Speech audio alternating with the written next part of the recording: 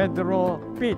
Yan, for feeding. 85 na ako ha. Yung pinanggalingan ko industry na nanggaling ako sa ng natural resources yung pangalan ko nandiyan pa rin kahit ako retirado na sa gobyerno. So nasa consultancy pa rin ako ng private sector na may kinalaman sa principally mga mineral resources. Sa dami ng gawain ko yung exposure ko sa trabaho, nandoon talaga yung risk. Di mo rin maiwasan na ang health mo naapektuhan. Means of exercise ko ng ganyan na talagang pampalakas yung tennis. Binawala na rin ako ng mga doktor at my age baka raw yung paghabol ko ng bola kasi sa tennis habulin mo ang bola, baka raw ako'y sumatsa doon kasi meron mga stages na nahihirapan ba ako magpupunta ko ng CR. Minsan katagal ko nang nakaupo, ala pa yun lumalabas yung purpose ng pag-upo ko doon sa CR na yan.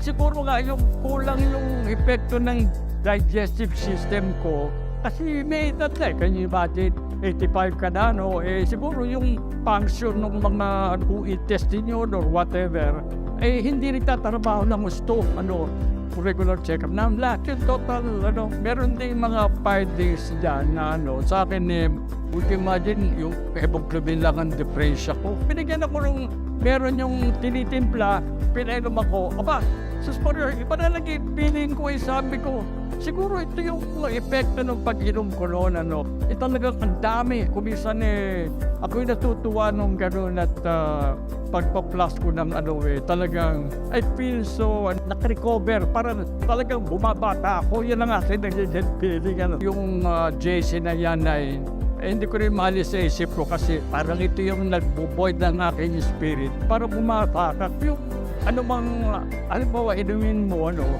kung halimbawa wala naman talagang nagyayari sa'yo ano pa naman ang isi-share mo sa ibang tao? Ako sinishare ko. Yung aking naging karanasan naman dyan. Kasi yung buhay mo na manusog, blessing yan Bakit ka ba binibigyan ng magandang health na ganyan? I-share mo yung kalusugan mo na yan. May matutulong sa ibang tao sa magitan ng healthy condition mo. Gawin mo, yung mga ganun. Isang ina-adapt ko rin sa buhay yung mga ganyang bagay. Para kang bumabata talagang nag-enjoy ka ng buhay At sinasabi kong palagi pagkabi ko sa pauwi, enjoy life, do not make it miserable. Why make it miserable? Ganun palagi ko sinasabi Enjoy life kasi hindi mo na alam kung kailan ka babawian ng buhay. So while you're still active and living, enjoy life. I am Daddy Pit.